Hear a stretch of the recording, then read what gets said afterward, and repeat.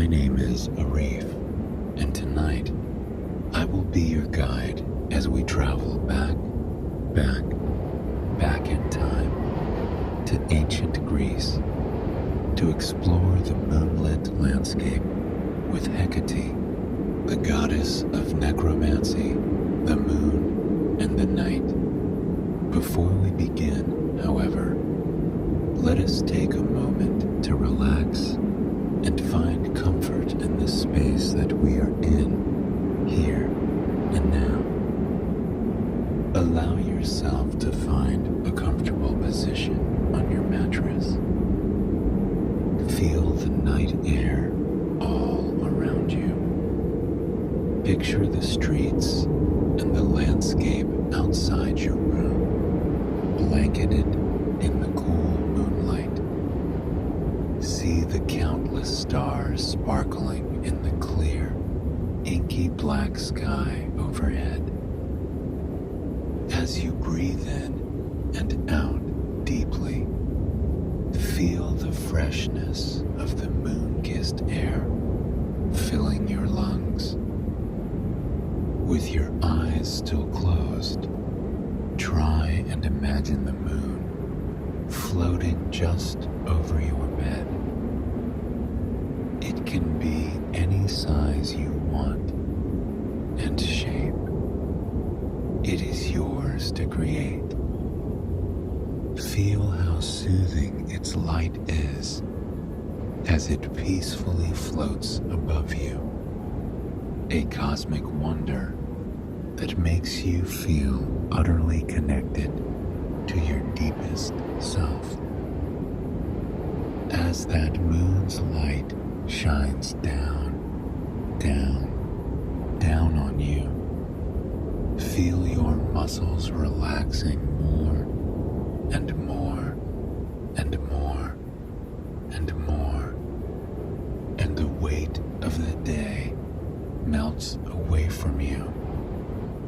All that matters is here and now. The comfort you are about to experience and the rest that your body is going to receive.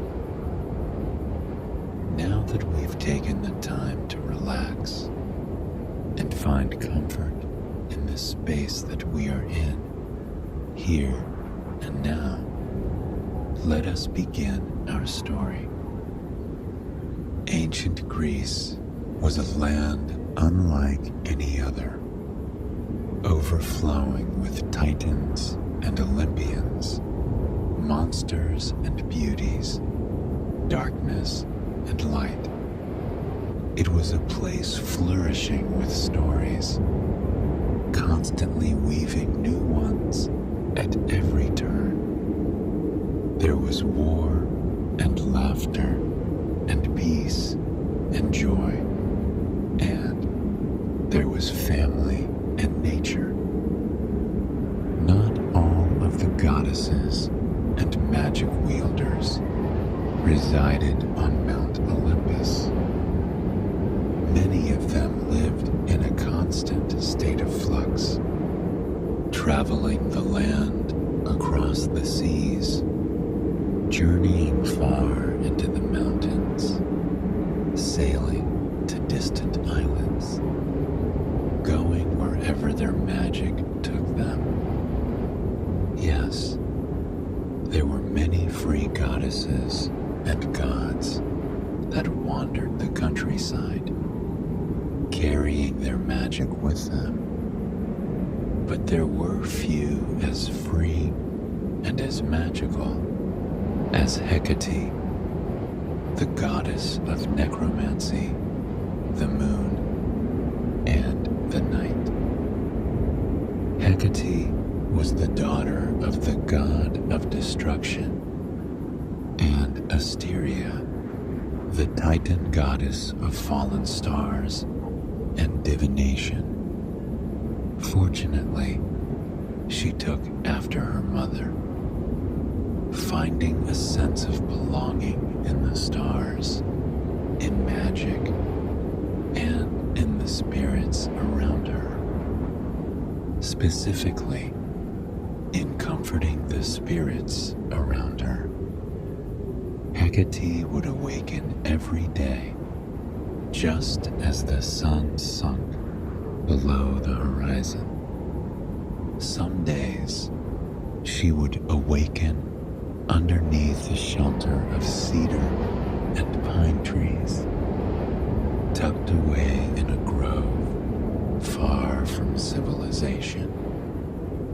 Other days, she would awaken in long forgotten cabins in the woods, where she would start crackling fires in fireplaces and wait for the cool night to wash over the land.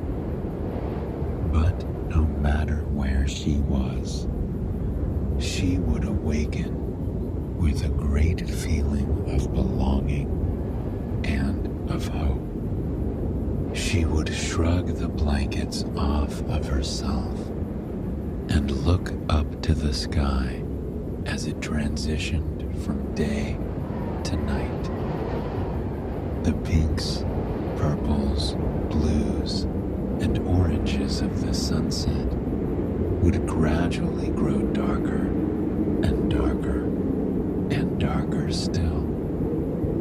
The cornflower swaths of sky became navy. The lilac swaths became indigo. The fire-tinged clouds became dark and muted like cedar. Then, the earth would begin to reflect the sky. The creatures of the day would nestle into their nests, silent for the remainder of the night. The birds would sing the last few notes of their song, a few stragglers singing into the air until silence washed across the land.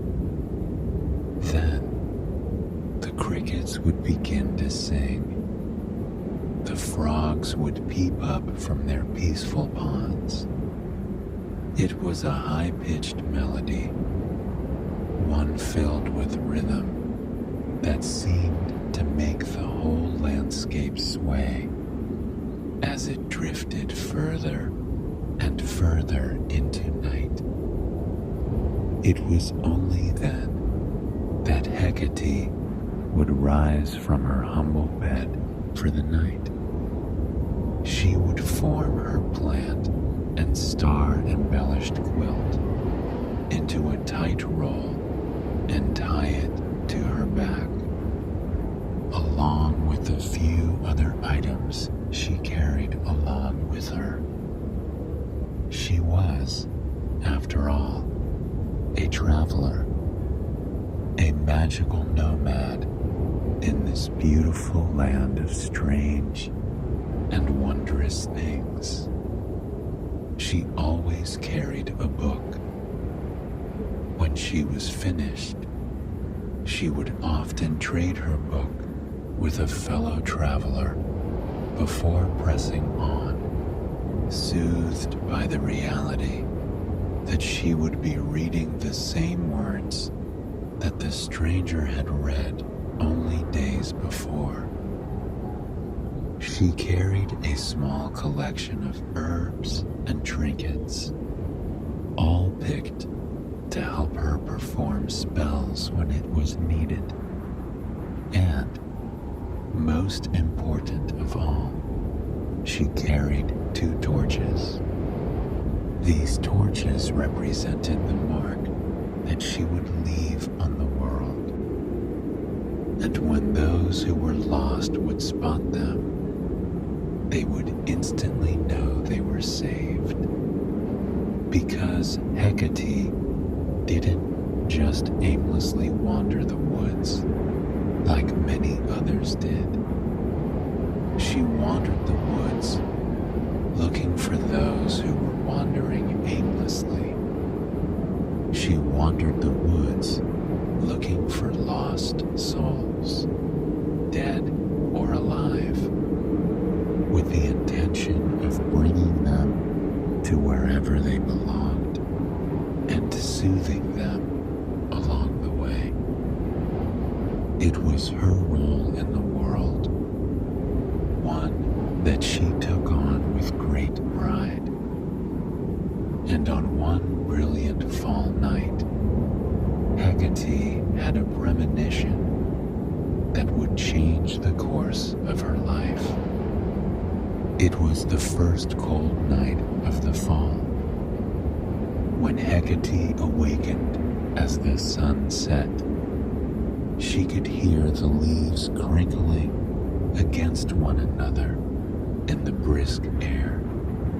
Here, high in the mountains, the touch of autumn was a colorful one, a welcomed one. She sat up and rolled up her sleeping bag, thankful to see that this night was going to be a bright one, a wonderful one, because tonight there was a full moon. As the goddess of the moon, Hecate felt a serene power wash over her as she sat in the moonlight. She knew what she had to do. She meandered to the nearest stream, a mountain stream where the water was cool and invigorating, and she stepped down into it. She reveled in the feeling of the smoothness of the rocks, of the coolness of the water. She tilted her head back as she stepped further into the river. 1 step, 2 steps, 3 steps, 4. With each step, she felt more connected to the landscape around her and more connected to the moon.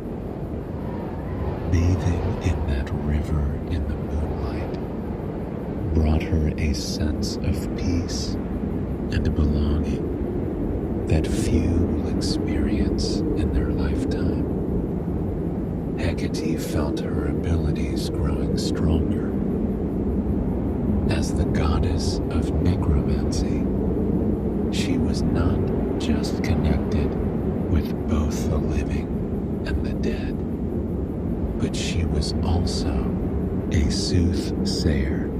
Often, the future would come to her in hazy waves, giving her just enough information to inform her journey and bring comfort to others.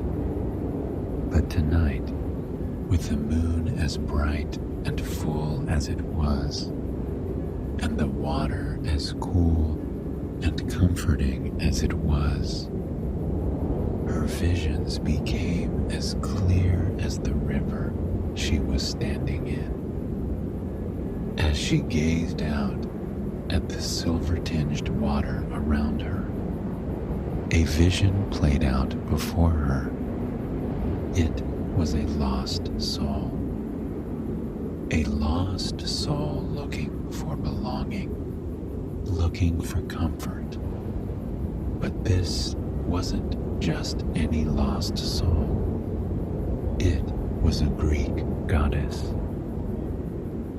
As smoothly as the vision came to Hecate, it disappeared before her, drifting away in the breeze, as though it had merely been a thick blanket of fog on the forest floor. Hecate rose out of the water, carrying a sense of peace and dignity inside her. She loved her task of bringing mortals, gods, and goddesses comfort, and tonight it appeared that she would certainly be doing just that. She wandered back to her camp, carefully packing up her belongings and slinging them on her back, fastening them comfortably against her shoulders with a thick leather strap that smelled of sage and rosemary. Then She extended her fingers into the dark night air. She pulsed them slightly, closing her eyes with a great deal of focus. From her fingertips, sparks flickered alive, illuminating the forest around her in a soft flash of orange and yellow. The sparks caught on her 2 torches and ignited. She wrapped her hands around the familiar torches. It was her task every night, meandering through the forests and mountains, with the torches held before her, urging all who were lost to follow her towards the light, towards their future. As she walked, she kept her eyes closed. She loved the sound of her boots pressing into the damp soil, the click, clack, click, clack, click, clack, click, clack, click, clack, as she wove through the trees and down gentle slopes.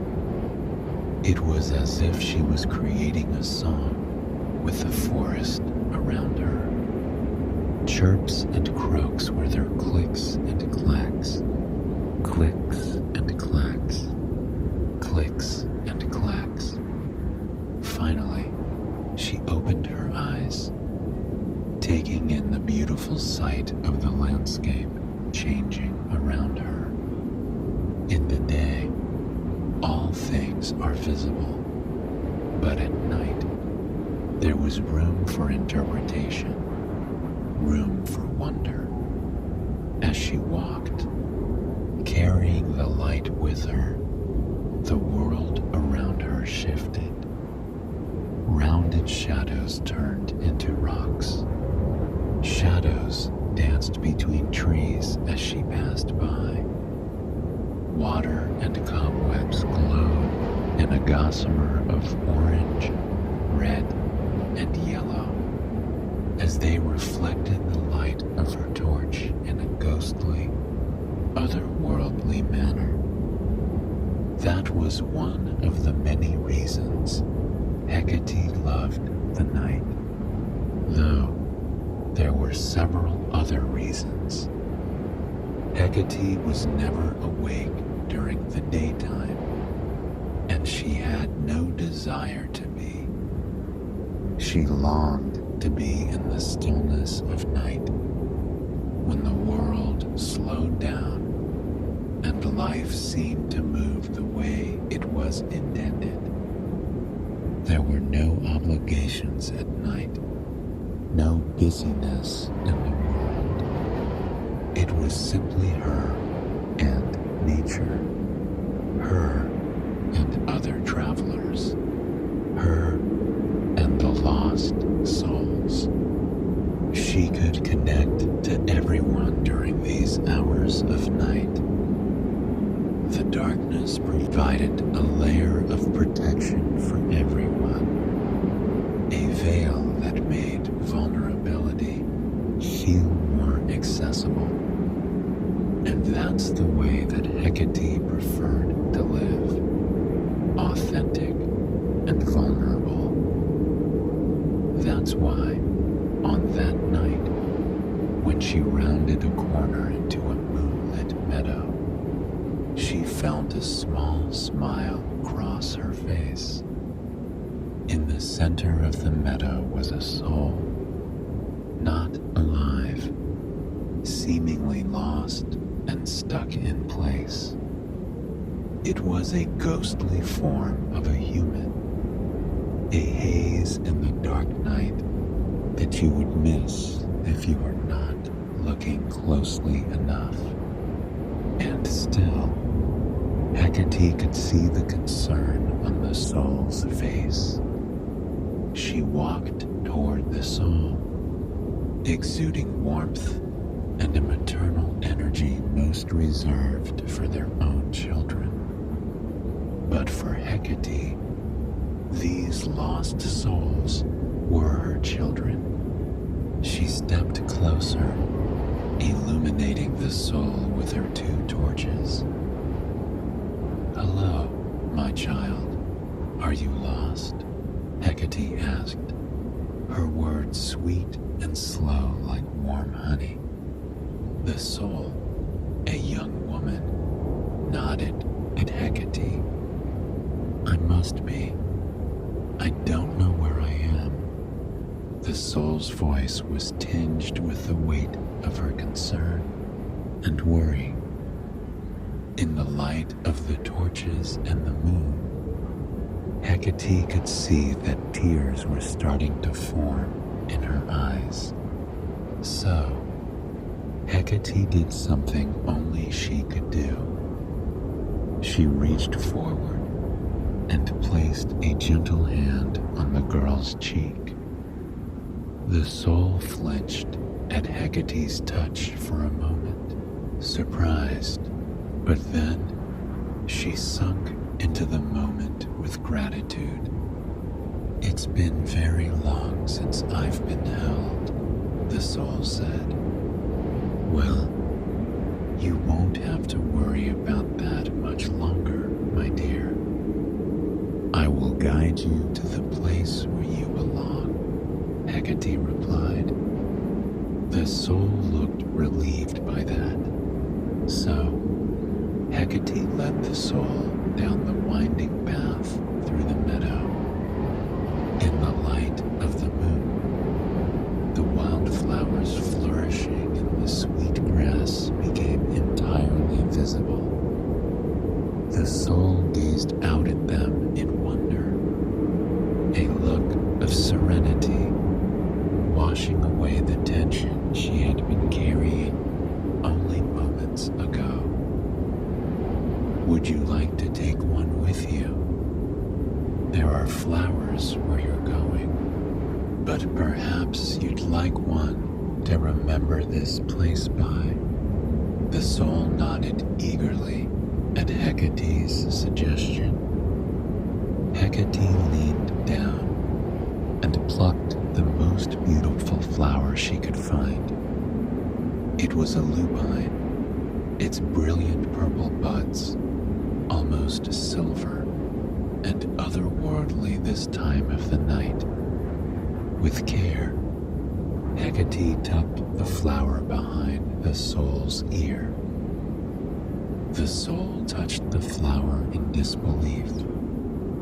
Hecate gave her a warm smile, urging her to take care of the lupine. As they made their way through the forest, Hecate reassured the soul that everything was going to be just fine. Where she was going was a marvelous place, a place of rolling meadows and souls at peace as far as the eye could see. Hecate told the soul that many people get lost along their way, but it is all part of the journey. By the time they reached one of the gates to the underworld, the soul was already at peace, looking forward to the next step on her journey. The gate to the underworld looked completely different than many would envision. Truly, the underworld was not a place of darkness, of punishment, of negativity. It was a place much like our own. The gate was a tunnel tucked at the edge of a forest, like a natural cave. The whole thing was coated in vibrant green moss and ferns, which swayed as the breeze wove through the cavern and out into the world. Flowers surrounded it, each one more beautiful than the last. And though you could feel the power of the place, there was also a sense of calm in the forest. The crickets and frogs, seemed to be quieter here. Hecate squeezed the soul's hands and gave her a smile before she asked, "Perhaps you would like a drink before you go?" Hecate knelt down in the soft, aromatic grass and started a small fire. She set down a tea kettle atop the flames, filling the water within it with lavender, honey, and chamomile. The fragrant steam rose into the night, weaving between the trees and the flowers. Hecate poured a cup for the soul and handed it to her gently, being sure to squeeze her hand reassuringly as she did so. The soul sipped the tea, grateful to have a drink of something familiar after her long, strange journey. They sat for an hour sipping tea and watching the night sky overhead. The full moon seemed to glisten even brighter above them, lighting their vulnerable moment of connection and happiness. Then the time came. The soul stepped into the cavern and sat atop the boat on the river Styx. Hecate waved to her with a smile on her face, knowing that the soul was heading to the Elysian fields, a place of unvarying joy, peace, and happiness. Hecate began to pack up her things yet again, a smile dancing on her lips. There was another soul at peace now, one less person lost in the foggy woods of this land.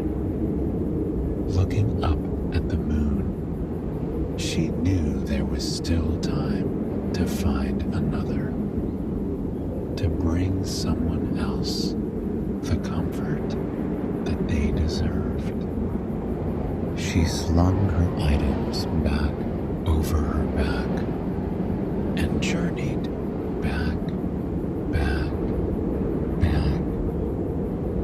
to the meadow that she had found the soul in earlier that night.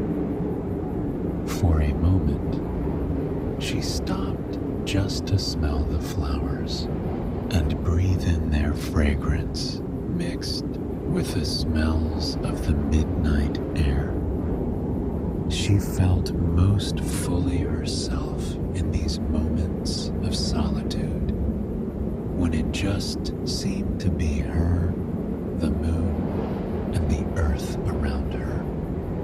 Only, this time, Hecate was not alone. Across the meadow, the silhouette of a beautiful woman meandered through the flowers.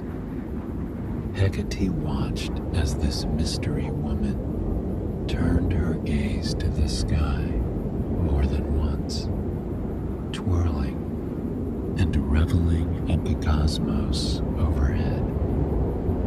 Hecate stepped closer to the woman.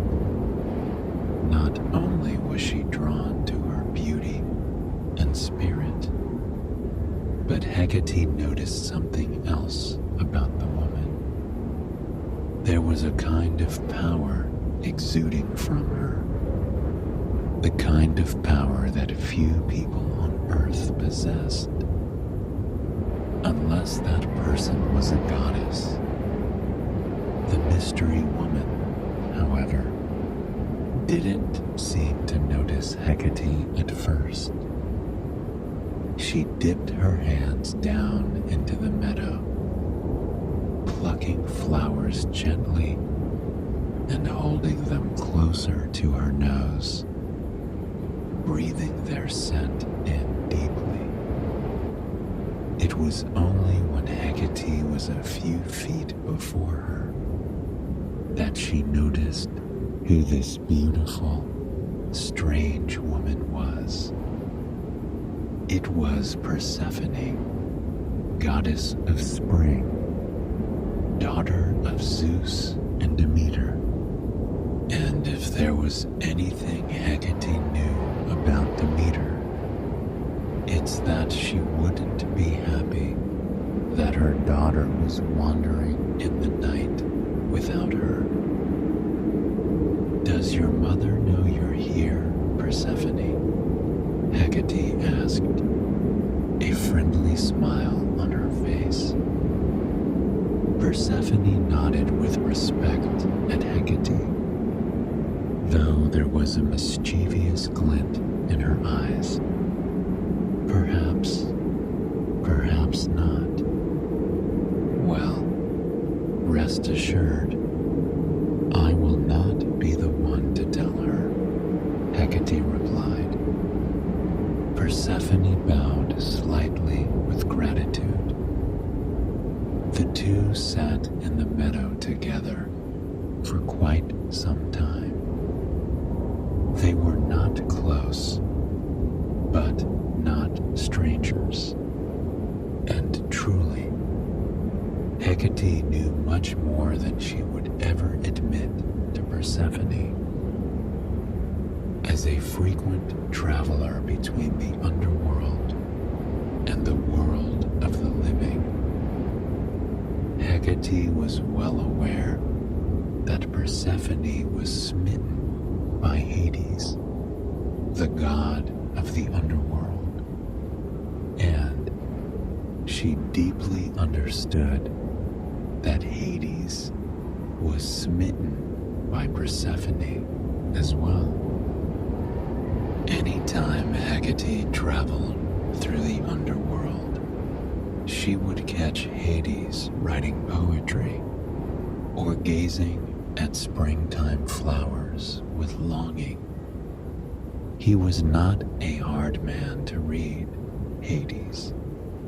A misunderstood man, certainly, but not a challenging one to read. It was a secret romance, one only few were privy to, and one that even fewer would understand. Hecate, however, understood it completely. Love does not always make logical sense. It is a power that none can wield and none can control. After talking for quite some time, Hecate rose to her feet to continue looking for lost souls. Although, uncharacteristically, she was unaware that there was one before her. As Hecate stepped away, the earth before her opened up. Persephone looked around in confusion, and then, quickly, she was pulled down, down, down, down into the earth. She didn't look scared, merely surprised. Hecate extended her hand, offering it to the young goddess. But Persephone merely shook her head, and then she was gone. It was only moments later that Demeter appeared, frantic.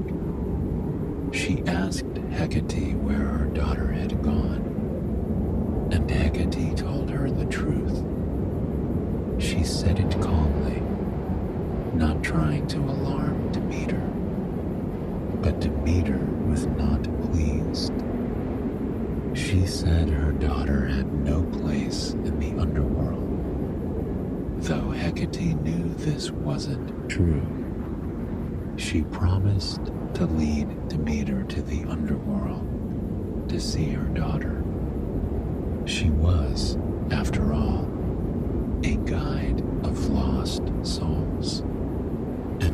wasn't Persephone who was lost at the moment. Hecate meandered down the familiar trail, humming to herself along the way.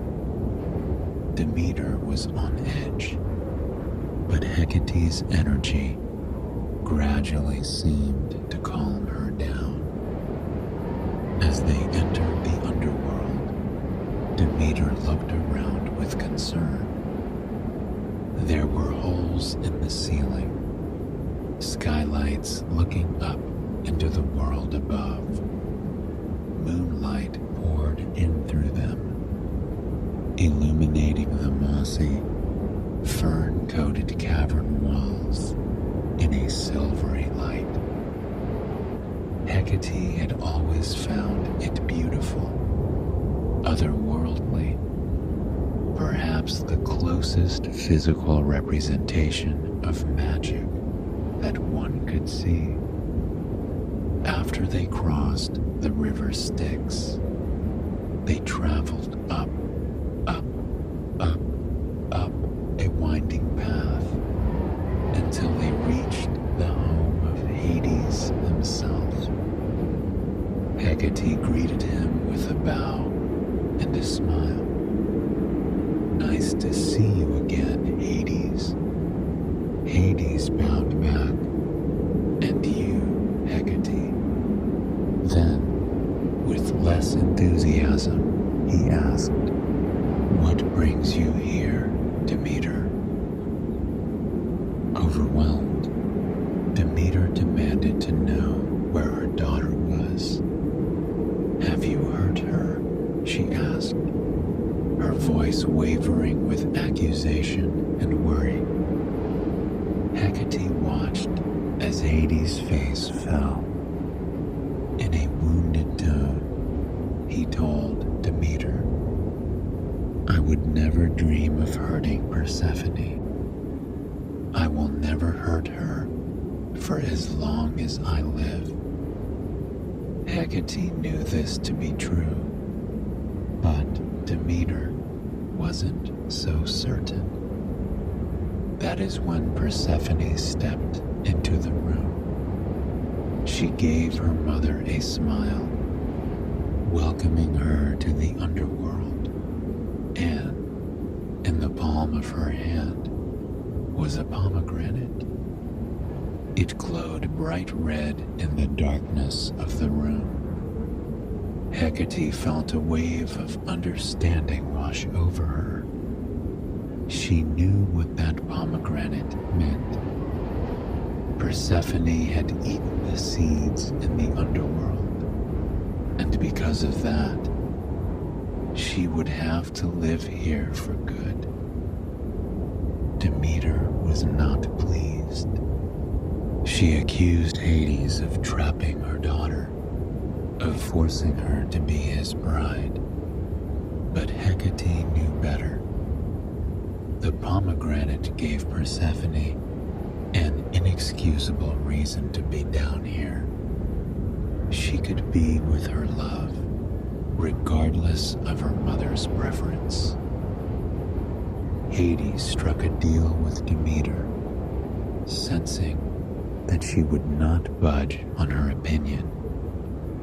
For half of the year, she could have Persephone up in the human world, and for the other half, Persephone would reside home in the underworld with him.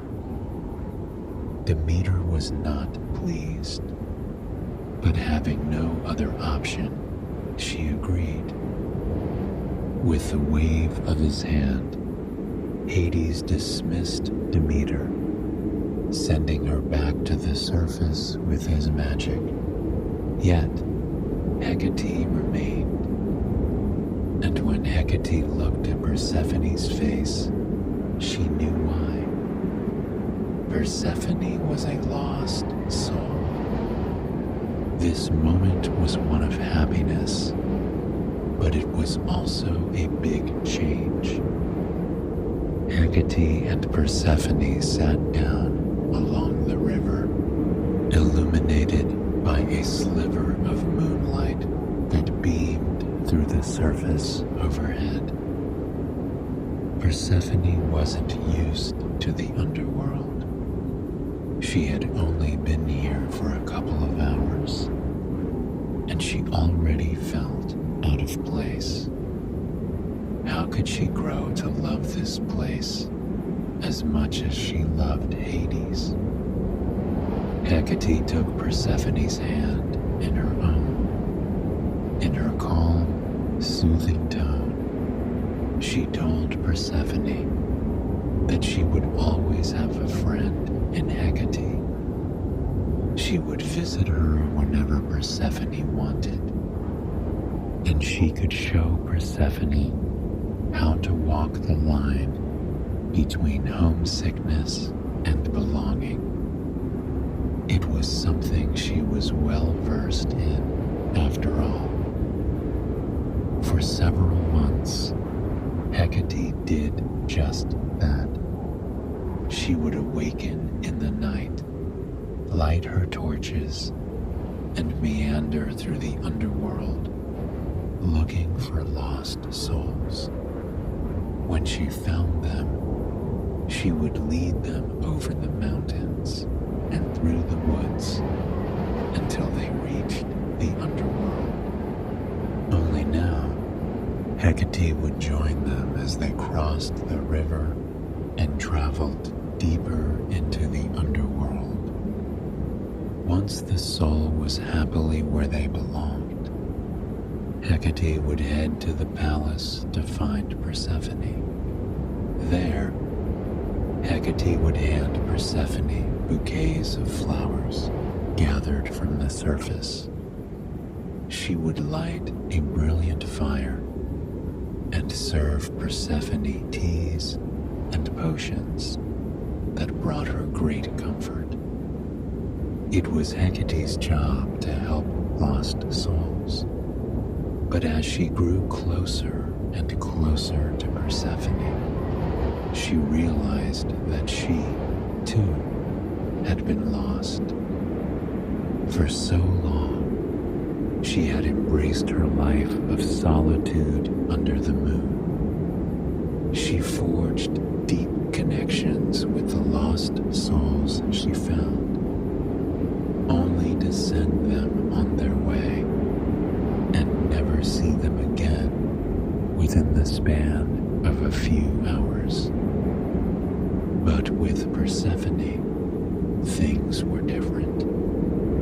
Hecate talked to her about the beauty of the land, about her long nights helping lost souls, about her abilities to see the future.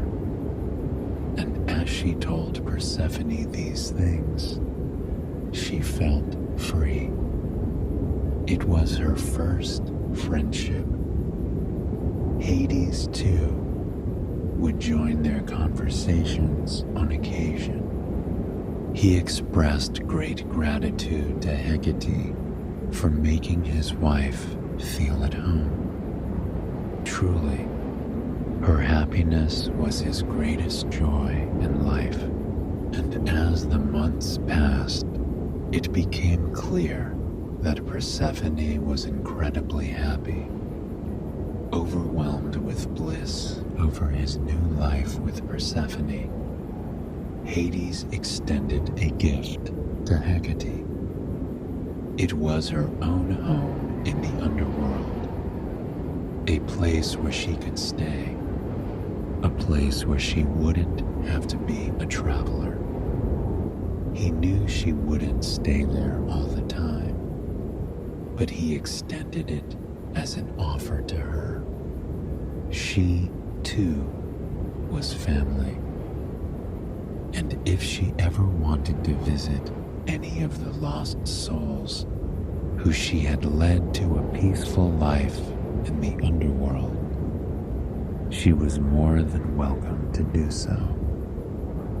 Hecate was touched by this.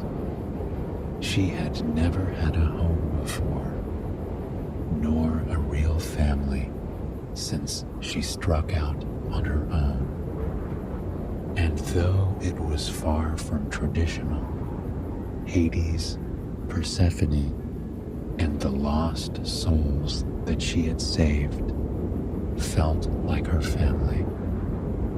Hecate continued on her mission, wandering through the fog-shrouded woods to help souls find their way, soaking in the power of the moon every night.